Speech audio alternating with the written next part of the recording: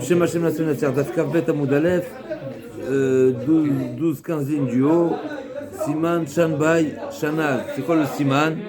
La Gemara va ramener plusieurs questions au nom de plusieurs Amoraïm, Raboshaya, Hanina, d'accord, Rabbi Avaou, Abaye, Ravashi, Ravina, Rabbi Zeira. Et donc tous ces noms de Amoraïm, ils figurent dans ce Siman. Donc il y a 8 questions qui vont être posées dans la Gemara. Pourquoi la Mishnah n'a pas cité plus que ça? On a une liste dans la Mishnah, on a une liste dans la Gemara qui nous a parlé de Yesh Choresh Telem Echad Vechayev Alav Mishum Shmona Lavim. On a vu un cas de figure où la personne, avec une charisha, en labourant une fois, il peut rencontrer 8 interdits. Comment est-ce possible de rencontrer 8 interdits? Est-ce qu'on est capable de le répéter? C'est quoi les 8 interdits qu'on a trouvés dans charisha? Alors on a Shor Vachamor, c'est un interdit de Kil'aïm, donc d'atteler un Shor et un Chamor. Et comme on a dit hier, c'est pas seulement Shor et Chamor, c'est tout, différentes catégories de bêtes, on ne veut pas les atteler ensemble pour le travailler. Vem Mugdashim, et ils sont tous les deux Kodesh, comme on va voir dans la Gemara, c'est Peter Chamor ou Bechor. Donc il y a 2 interdits. Il y a l'interdiction donc la première interdiction c'est Kilaïm. Deuxième interdiction c'est de travailler avec le Bechor, le Behema, et le Peter Hamor. Donc il y a 2 interdits. Kilaïm Bakerem. En plus ça il laboure un vignoble qui est où il y a un mélange de pousses. Là-bas il y a des céréales également. Shvi'it, Yom Tov, Kohen, Nazir, Bevet Atuma. Donc encore une fois, Shor Vachamor, Mukdashim, Kilaïm Bekerem, Shvi'it, Yom Tov, Kohen Venazir. Donc on a 8 en tout, on a 8 la vie. Ça, l'Agma demande, d'accord? Donc l'Agma demande, je peux te rajouter encore, dans un même contexte, je peux te rajouter encore des lavim. L'Agma demande, Matkifla, Raboshe, Abirshev, Nami, Azora, Benachaletan. Eh bien, on parle du cas où il laboure, il est zoréal. Mais la semence, quoi. Benachaletan, c'est marqué que Nachaletan, quand la Torah nous détaille la mitzvah de la Egla Arufa, c'est marqué qu'il faudra amener, comment dit le pasuk, Ve'oridu ziknai ra'i et Egla el Nachaletan. Donc on ira à cet endroit-là, Nachaletan, Asher lo ya'aved bo ve'lo yizarea, un endroit qui n'est pas travaillé, qui n'est pas ensemencé.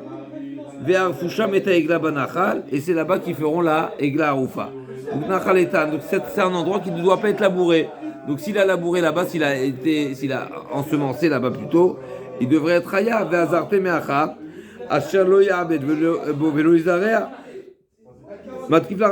Donc d'accord, donc on peut trouver encore un interdit. C'est marqué dans la Torah qu'il ne faut pas les labourer dans la Nachaletan. Lo ya'abed bo velo yizarea. Lo ya'abed bo velo yizarea. Ah d'accord.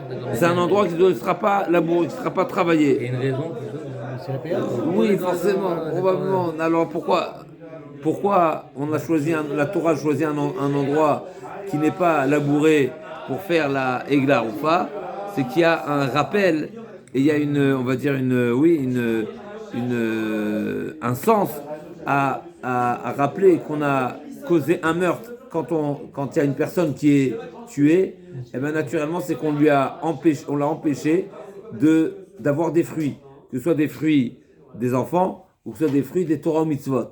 Donc on va dans un endroit qui n'est pas cultivé pour montrer, regarde ce que tu as fait. Ce meurtre-là, c'est exactement un endroit qui est comme ça, qui est désert, qui n'est pas cultivé. En tout cas, dans leur capara de eux, il a laissé une capara de côté qu'ils ne font pas. Donc on peut trouver encore un lave. L'Agma demande V'Hashem Nami Amochek Tashem Balichato. Et il est possible aussi que dans sa marche, eh ben il est Mochek et Tashem. Et encore une fois, même si c'est pas directement de la Harisha, mais en tous les cas, au même moment où il transgresse, on a dit Shor, Chamor, Mugdashim, Yom Tov, Shvit, etc., il pourrait encore également trouver une transgression en marchant, c'est qu'il est Mochek et Hachem, il efface le nom d'Hachem. Et c'est quoi l'interdit? Hachem, il est là. t'es par terre avec du sable. Chazak. Effectivement, il a piétiné sur un parchemin, par exemple, sur lequel il y a marqué le nom d'Hachem. Par terre, c'est un parchemin qui. Par exemple, ouais.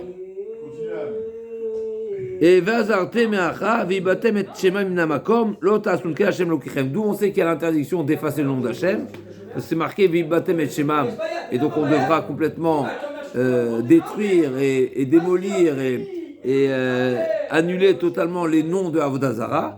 Et juste après c'est marqué lo ta'asun ke Hashem lokichem. Vous ne ferez pas ainsi pour Hashem. Donc de là on apprend mochek et Hashem. On a vu cette Gemara également dans Sanhedrin. Quand on a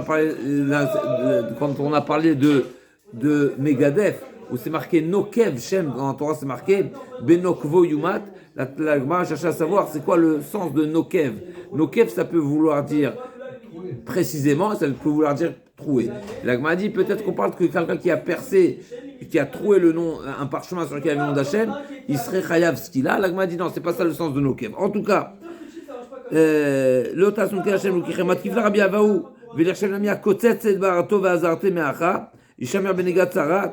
peut parler aussi de celui qui il était kotet, n'est-ce pas? Il avait un négat tsarat, il avait une tache de tsarat, et on sait qu'il y a l'interdiction de retirer la plaie. Il faut la présenter au Kohen, c'est le Kohen qui devra statuer si c'est taor ou tamé. Et il y a l'interdiction, comme c'est marqué dans la Torah, Ishamer benegat tsarat, et chaque fois c'est marqué dans la Torah, Ishamer pen ve'al, c'est un interdit.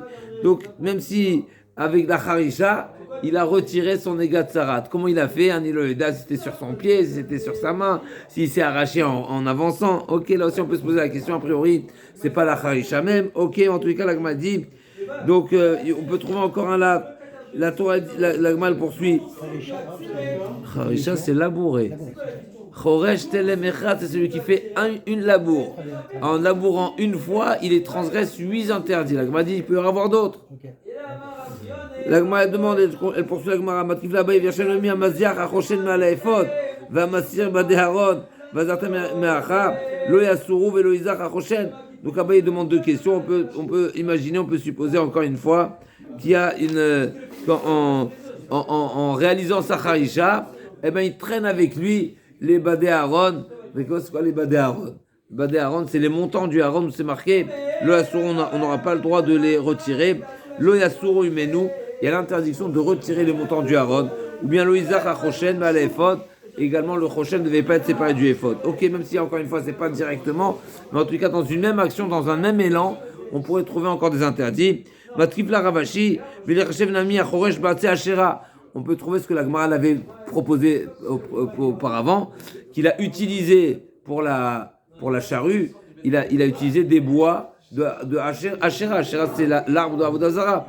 Et c'est quoi là? Où est l'interdit dans la Torah? L'interdit, c'est marqué Vacherem Tisrefun Baesh, un commandement positif de brûler l'arbre. Et c'est marqué Loïdbak Biatra Meuma, tu ne garderas rien entre tes mains de ce qui est Avodah Zarah. Donc là, d'utiliser Avodah Zarah, de profiter d'un bois de Avodah Zarah, c'est un interdit, Loïdbak Biatra Meuma. Donc s'il a utilisé, il a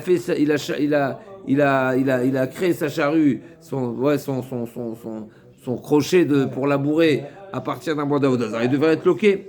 Matriv la Ravina Vershonami à Kotet, il a notovot.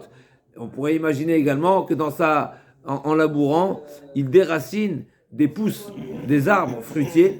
Et on sait que abattre des arbres fruitiers, c'est un interdit de l'otashrit et tesalin douachalav garzen qui menu tochal voto lotichot. C'est marqué dans la Torah, la notion de bal tashrit, où la Torah dit bal tashrit, ne al tashrit et ça, c'est les arbres fruitiers. Donc s'il a abattu un arbre fruitier, ben, il est dans l'interdiction. Donc on pourrait trouver encore un interdit. Il peut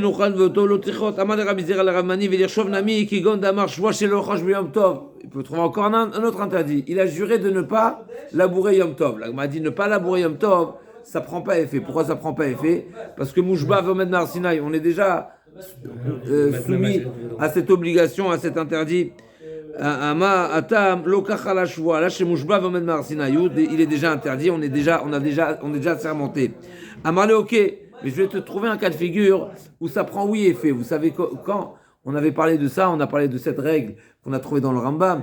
Tout ce que shua, en shua, halal shua, ça rappelle en mouchba veomed, c'est parce que en shua, halal shua, parce que mouchba veomed marsinaï, parce que en isur, halal isur. On peut pas additionner et rajouter un interdit sur quelque chose qui est déjà interdit. Mais il y a une solution, il y a une manière de cumuler des interdits. Quand est-ce qu'il y a un cumul d'interdits? Si un des interdits est plus large que le premier, il est plus important, il concerne plus de personnes, il est plus ramour, etc. Il y a Issour Khal Issour. Donc il y a ce qu'on appelle Migo, celui qui s'interdit de labourer, non seulement Yom Tov, mais même la semaine. Donc sa chevoie, elle est plus large. Elle ne concerne. Si je dis, je jure ne pas labourer Yom Tov, cet interdit-là, tu es déjà soumis à ne pas le transgresser. Si tu dis, je m'engage à ne pas labourer toute la semaine, et dans la semaine il y a également Yom Tov, eh bien Yom Tov, il aura un double interdit. Et l'interdit de labourer Yom Tov parce que c'est Yom Tov, et l'interdit de sa chevoie parce que sa chevoie, elle comportait également. Elle est plus large. Elle est plus large. Elle concernait également d'autres jours.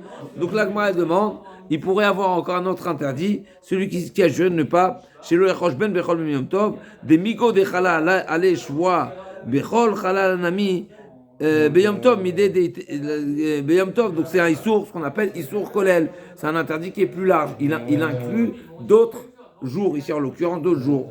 L'Agma a dit, Midé d'été Béché la Lokatane. Cette interdiction qui est le fruit d'une Shvoa, c'est pas un interdit qui est qu'on appelle ça, qui est indélébile et qui est fixe et qui est ferme. Pourquoi? Parce que je peux faire marche arrière. Celui qui a juré, il peut aller chez le Rav et il va regretter sa là, il va regretter son serment. Là, il m'a dit, ok, mais il y a des serments où tu ne peux pas regretter. N'est-ce pas? Si tu as fait Adad Rabim, c'est aussi une question, mais c'est pas l'action de la Gemara. Mais ce qu'il faut savoir, c'est qu'il y a des shvuot où il n'y a pas de retour possible. La Gemara va dire, avant de poser cette question, la Gemara va dire, mais tu m'as parlé de Eglesh. Dans les 8 interdits, tu m'as parlé des bêtes qui sont kadosh. Mais les bêtes qui sont kadosh aussi, je peux faire marche arrière, même si c'est un marloquet. Est-ce qu'il y a chez la Be'egdesh ou chez la Be'egdesh? Il y a une marloquet, Betchan et Bethilel. Est-ce qu'il est possible de faire marche arrière quand on a fait un Hegdesh? C'est quoi le fond de la marloquet? Le fond de la marloquet, on sait très bien que quand on va consulter le Rav et qu'on regrette d'avoir fait un vœu ou un serment, en réalité, c'est basé sur le fait que notre engagement était par erreur. Ce qu'on appelle taout. C'est un taout. C'est-à-dire, pourquoi c'est un taout? Alors, c'est bien sûr, je l'ai fait sciemment et consciemment, mais ma conscience n'était pas... J'ai pas prévu ou j'ai pas pris en considération tous les paramètres. Et donc, finalement, partiellement, il y a une erreur. C'est fondé sur une erreur. Et donc, je veux utiliser que cette erreur-là annule l'engagement. M'écarte out, n'est-ce pas? C'est par erreur. On a vu ça dans les Darim, on a vu ça dans d'autres endroits, etc. Maintenant, la question est de savoir, est-ce que la notion d'erreur est tolérable dans le Hekdesh? Quelqu'un qui rend une bête Hekdesh, betaout, ou quelqu'un qui s'est engagé, tu vois, un engagement qui concerne le Hekdesh, betaout. Yesh Hekdesh betaout ou en Hekdesh betaout? L'Agma a dit c'est le machlouket, c'est ça le fond de la machlouket. L'Agma a dit que d'après Bet Shammai, Hekdesh betaout, c'est quelqu'un qui a sanctifié une bête par exemple, betaout, eh ben c'est Hekdesh. Tu as fait une erreur. C'est Bethilel ou Bet Shammai? Bet Shammai. Bet Shammai, c'est dit Bet Shammai. Comment Bethilel il peut dire le contraire? La logique est simple. En général, c'est marqué Ha'adam Mishvoa, si je ne me trompe pas, alors je ne suis pas sûr que c'est ça la source. On verra dans Shuvot.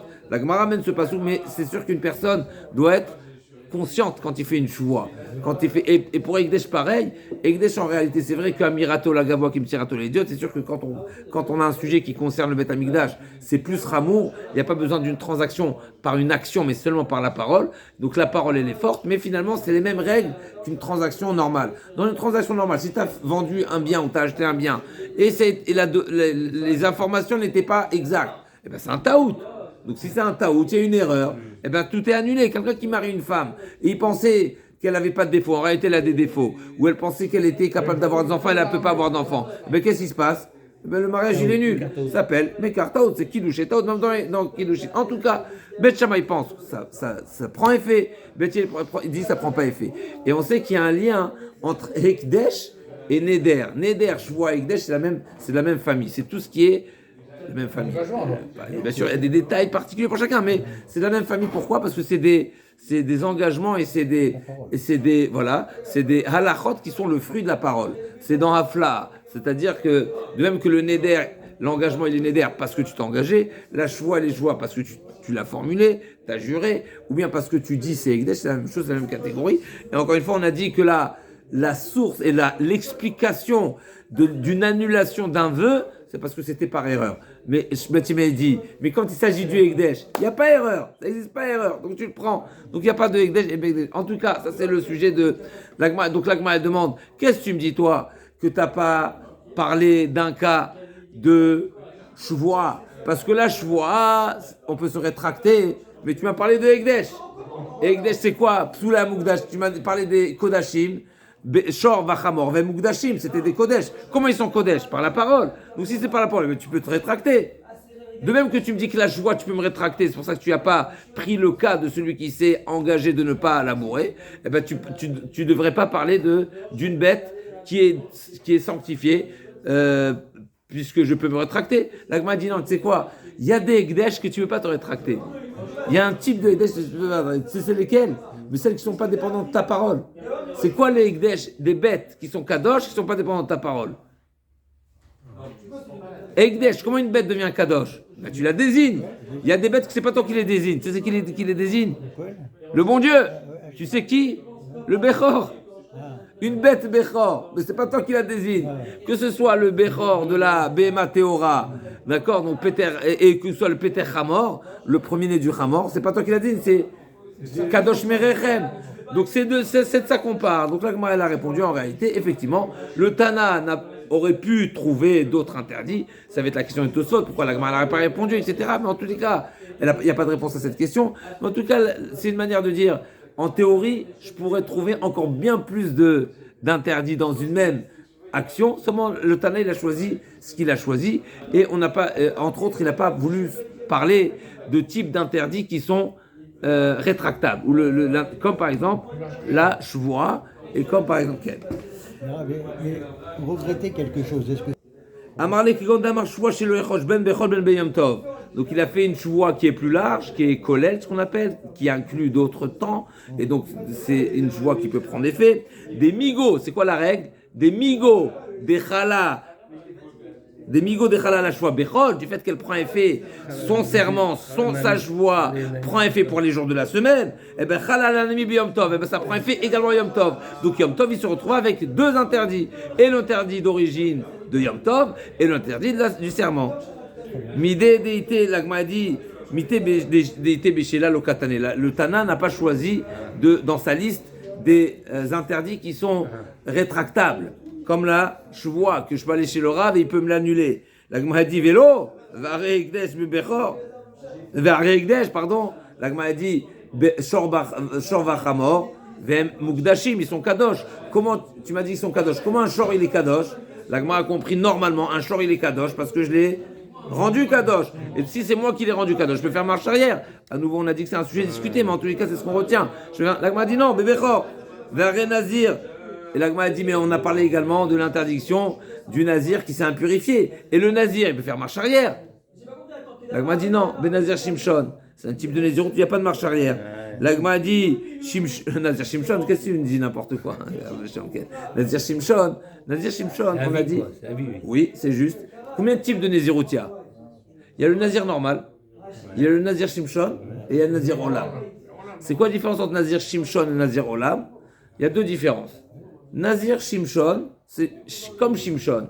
Alors, même si on ne sera jamais comme Shimshon exactement, parce que Shimshon, on sait très bien qu'il était Kadosh Merechem, sa Nézirut a commencé déjà quand il était fœtus. Comment elle s'est exprimée cette Nézirut? C'était une interdiction sur sa mère de boire du vin.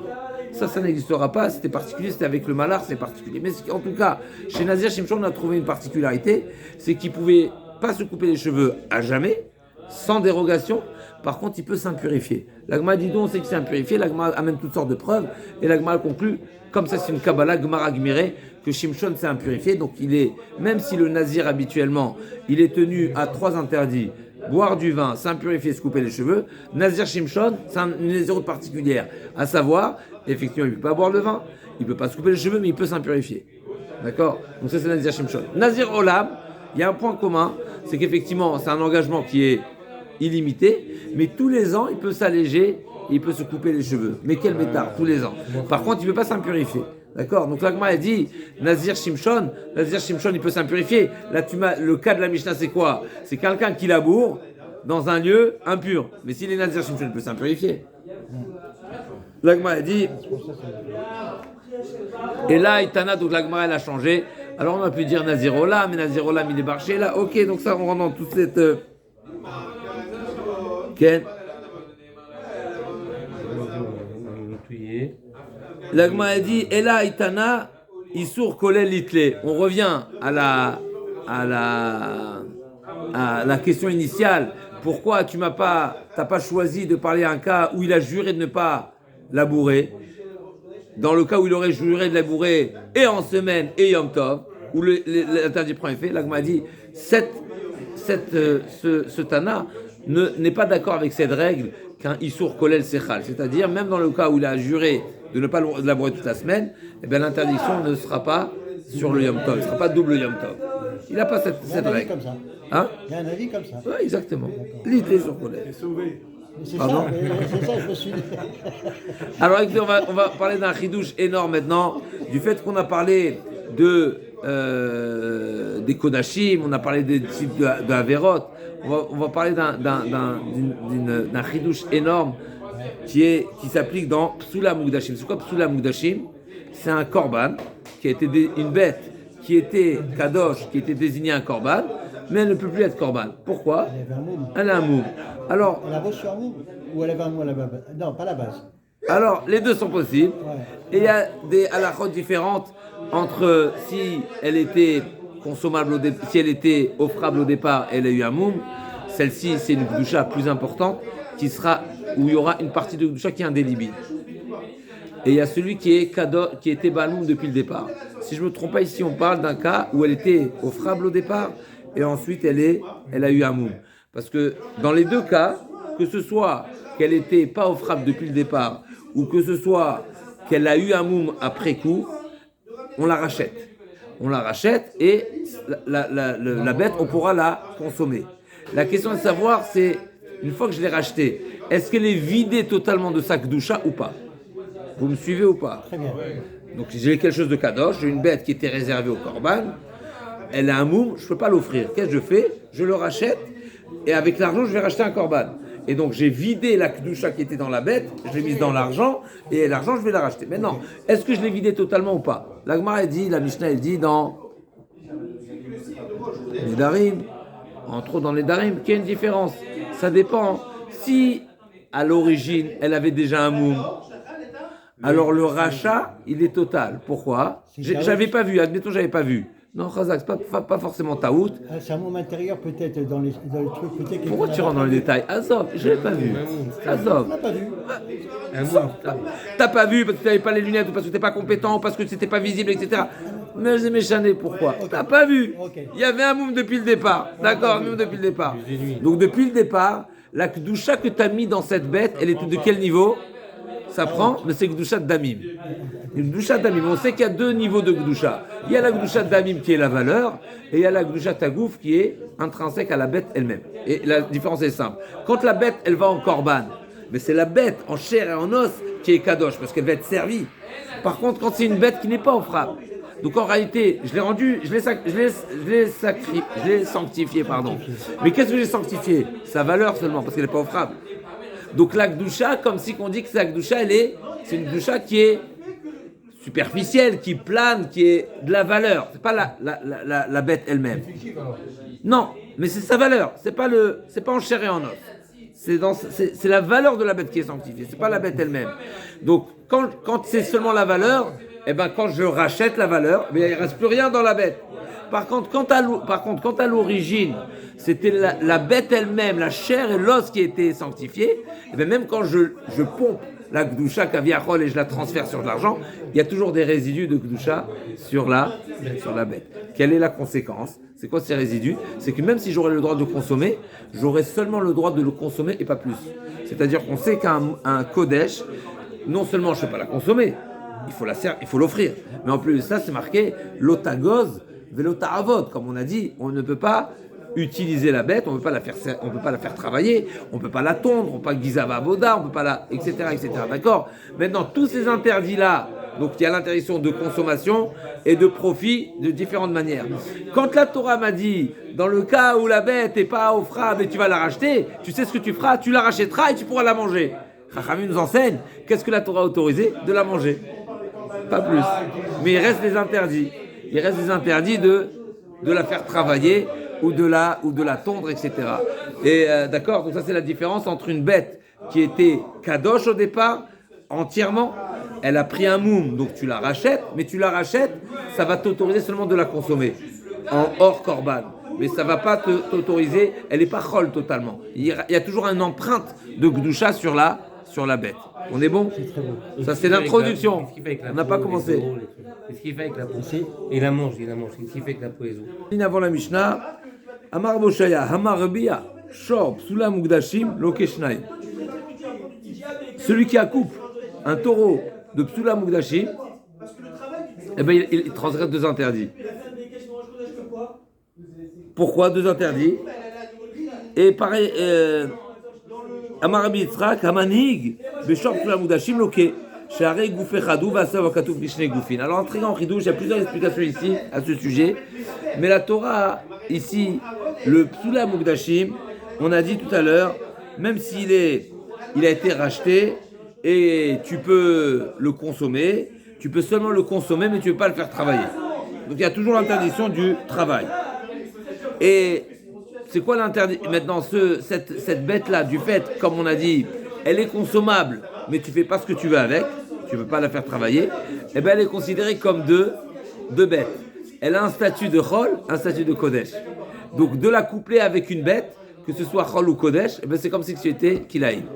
Le Rivan ici va nous dire, c'est pelé, depuis quand on a vu un sujet de kilaïm, quand c'est un kilaïm halachique. Kilaïm c'est deux espèces, la laine, le lin, la vigne, les céréales, le min bemino. Maintenant lui, c'est une bête qui a deux statuts. C'est vrai, il a la halacha, il est partiellement kadosh, partiellement pas kadosh. C'est pas pour autant que c'est deux espèces. D'accord? Mais en tous les cas, c'est ce qui est marqué ici. Donc là, Gemara dit, Asa Katouv, donc Amarbia, ce soit l'accouplement, ou que ce soit Manig, donc il fait travailler, il lui fait tirer une charge, comme il dit Tosfot. C'est pas seulement qu'il a fait avancer, mais qu'il lui fait porter une charge. Alors il y a un interdit. Pourquoi? Parce que c'est effectivement, c'est vrai que c'est Gouf Echad, c'est vrai que c'est une entité, mais il a deux statuts. Il est kadosh, il n'est pas kadosh, et la Torah également le compare katseviv et kaayal. Ça veut dire que la Torah a comparé ce shor qui est pas soul, comme si c'était aussi une chaya, comme si c'était aussi une autre espèce qui est en général en chaya on a l'habitude de traduire les bêtes sauvages qui sont en tout cas qui sont pas domestiques. C'est pas le taureau et c'est pas le l'âne et c'est pas le cheval qu'on a l'habitude d'avoir à la maison. Les chayot c'est ce qui vit dans la nature. Et donc voilà, donc il y a deux interdits qui sont très chidouches. Les chayot, tu peux faire qu'ils soient Adam quand les Chazak, c'est une bonne chéla, Chazak Oumor. D'après ça, tu demandes, alors il faudra faire Kisui Adam, Chazak Oumor, quand tu l'égorges, il faudra faire Kisui Adam. Si tu me dis, alors la Gemara, Chazak Oumor, la dracha à ce sujet, d'où on sait, c'est Chazak, tu as pris la dracha au sens premier. Si tu me dis que ce taureau-là, qui a été Egdesh, qui a été racheté, il est Katsevivika Ayal, alors ça veut dire qu'il faudra faire Kisui Adam. La Torah, elle te dit non, il ne faut pas faire Kisui Adam. C'est où elle te dit il ne faut pas Kisui Adam? C'est marqué dans la Torah, Raket Damo Lotochel, ala Ares Tishpechenu Kamaïm. Donc c'est marqué, donc ça veut dire que tu pourras le verser Kamaïm. Donc ça veut dire qu'il ne faut pas, si je ne me trompe pas, c'est d'ici qu'on apprend. Ah oui, il y a un passage pour ça. Si je ne me trompe pas, c'est d'ici qu'on apprend qu'on ne doit pas faire Kisui Adam. Ça veut dire Yudbet, Tishpechenu Kamaïm. Et quand même Yeshlo et terre aussi Kacher Yachel Ativita Ayal Rak Chazak Viti Al Achol Adam qui a demandé un nafesh Ala Espechenu Kamaim.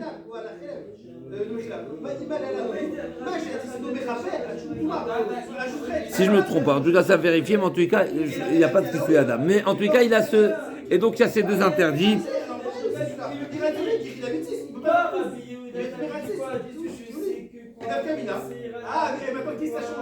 C'est quoi les mératzés? C'est quoi? C'est une nafkamina.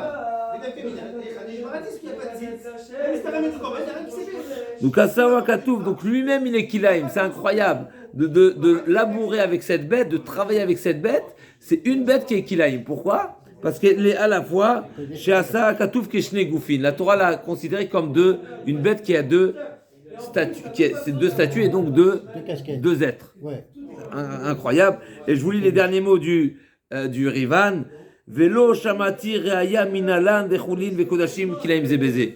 Et j'ai pas entendu, j'ai pas appris, mais maintenant pas révélé, d'où a été révélé à Rabbi Oshaya et à Rabbi Tzrak qu'il y a une notion de kilaim quand c'est pas deux espèces, mais c'est seulement deux casquettes, comme tu dis, de halakhique. D'accord? Donc c'est une grande question.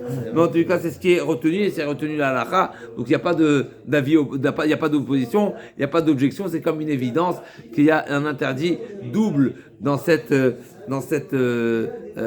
bête-là qui a été rachetée. Donc on apprend encore quelque chose de nouveau. Non seulement on n'a pas on n'a pas tout retiré sa Kdusha, mais en plus de ça, le reste de la Kdusha qui reste dans la bête lui donne un statut d'une bête qui a un autre nom. C'est incroyable, c'est un chidouche qui est extraordinaire. C'est que le Kodesh, c'est très puissant. Voilà, c'est pas, le Kodesh exactement. Le Kodesh, c'est pas seulement une limitation et une manière de profiter et qui délimite qu'est-ce que tu as le droit de faire ou pas faire, mais comme si c'était une autre espèce.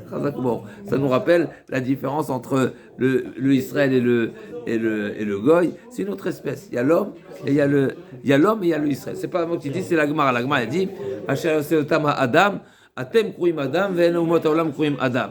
Il y a l'humain et il y a l'homme. L'humanité.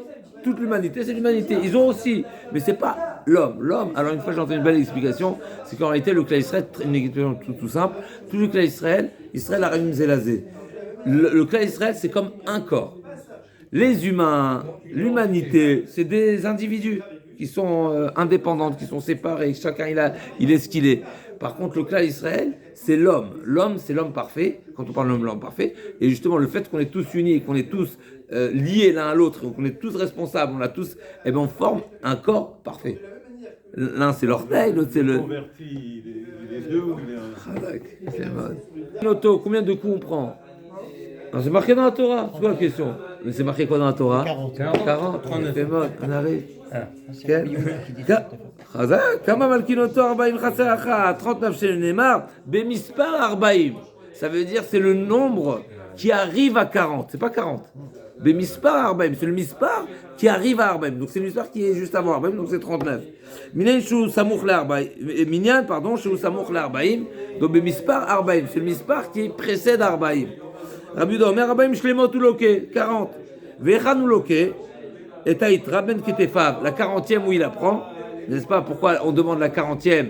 Parce que toutes les makot, elles sont divisées par 3, c'est Meshalchin, c'est par répartition, c'est des multiples de 3, donc il y a 39, c'est multiple de 3, tout va bien. Et la 40e où il le prend Ben Ketefav. Entre ses Ketefav. Entre ses épaules. Pourquoi les autres, il les a où? C'est ça, ouais, Pardon? Et les autres, ils les ont. Les autres, elles sont, on va voir tout de suite où elles sont. Comme on fait Rev Kippour. Ve'orachom, Michaper, Avon, n'est-ce pas? Et là, Ben Ktefav, donc là-haut. Okay. Ça s'appelle pas une 40e alors? Pardon? Ça s'appelle pas une 40e.